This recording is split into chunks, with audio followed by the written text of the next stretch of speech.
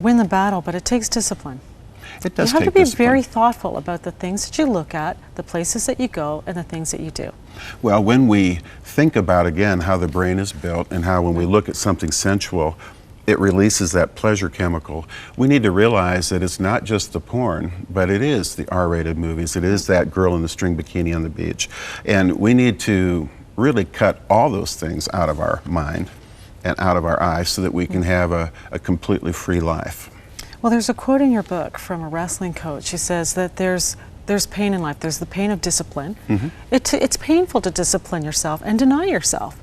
But there's also the pain of regret. Right. And the pain of discipline lasts for a moment. Right. And brings a good yield, and the pain of regret lasts a lifetime. Fred, how many Christian people do you think are watching this program today who are living a life of regret? Well, it would be completely countless. And a lot of us know, in fact, most of us go into our pubescent and teen years saying to ourselves, we're going to stay pure until marriage. Very few of us actually do. And that all brings regret because, you know, in the last analysis, every guy knows deep in his heart that he's really built by God to protect the women in his life. And when we recognize the fact that we haven't left all the women in our lives better off for having known us, but we've actually used them for our own pleasure, there is a pain, there is a regret that is there. Now, for me, God has obviously forgiven me and he's taken the regret away on some level, but that regret still drives me in wanting to be the kind of man that I originally said I was going to be, the kind that doesn't hurt women.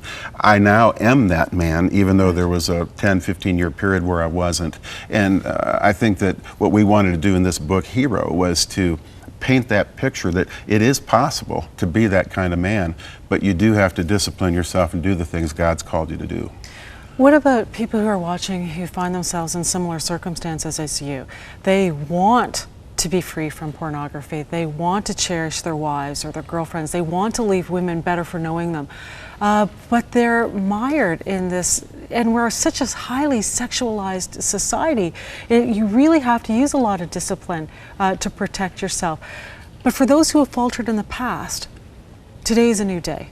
Oh, it's always a new day with God. I mean, his whole game is restoration. That's what he's all about. He sent his son so that we can have a relationship with him again. And once we have that relationship, he wants to kind of bring us back to original specs. Now, one of the great things about the book is it has both of our voices. Jason, who never did fall to sexual sin, and mine, who did, but God has restored. And so for any man reading a book like this, they can feel hope.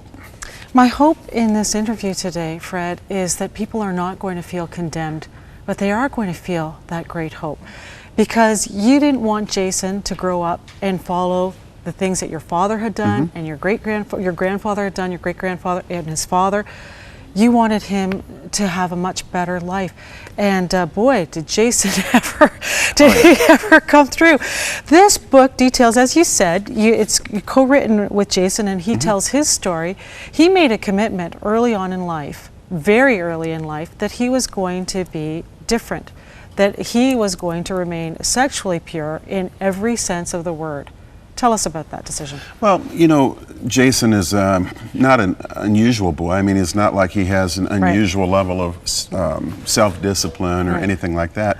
He just knew that being sexually pure was going to have a big impact on his relationship with God, and he loved God. So, you know, he made the decision early to say to himself, look, I'm going to be a hero for God's purposes, regardless of what that costs me in the world. And as a matter of fact, he basically said, look, if it's going to cost me socially, that's fine with me. You see, that's exactly the opposite of how I was. I mean, when it started to cost me socially, I buckled. Of course, I didn't have God in my life, but see, he did. And he made that decision. I remember one time, for instance, in junior high, when he was in class and the teacher was showing a film as kind of a reward to the class, and it was a PG-13 movie. Well, in our home, PG-13 movies just don't fly most of the time because of the sensuality. And he knew, even though he hadn't seen the film, that it probably was going to be inappropriate. So he got up, walked to the teacher's desk and said, look, I don't think this is going to be appropriate for me as a Christian. Can I sit in the hallway? Well, that started a chain of I mean, a lot of the kids thought he was crazy. And of course, he became a bit of a pariah there for a little while as he, dealt with that social ramification. But, he made that decision. He continued to make that decision all the way through junior high and high school whenever films like that were shown. By the time he got to the end of high school, he had a lot of friends, and people really had begun to understand who he was. So, but he had to make that decision to be willing to accept social cost for the sake of the higher call. And that's something as Christians that we're not often taught these days, but he picked it up early. Well, we have a picture of the hero. As a matter of fact, we're going to start, we've got a picture of your entire family. Yes. There you are, your wife. Tell us who we're seeing. Yeah, okay. Well, obviously on the left is me, and then that's my wife. I have my hand on her shoulder, and then Rose is Jason's wife, right, and Jason is on the right. Okay, there's another picture that I want to show because this is the moment. This is the very, very first time. Kiss. Oh, this is going to make me cry, Fred. This is the first time that your son Jason ever kissed a girl. Exactly. And the first girl that he ever kissed was his wife. Exactly, and you should have seen you should have heard the roar. I mean, it was a standing O. I mean, everybody, it was like a sporting event. People jumped up and cheered. It was great. Okay, there. And who do we have here? Okay, on the left, of course, is me. Jason's in the center on his wedding day.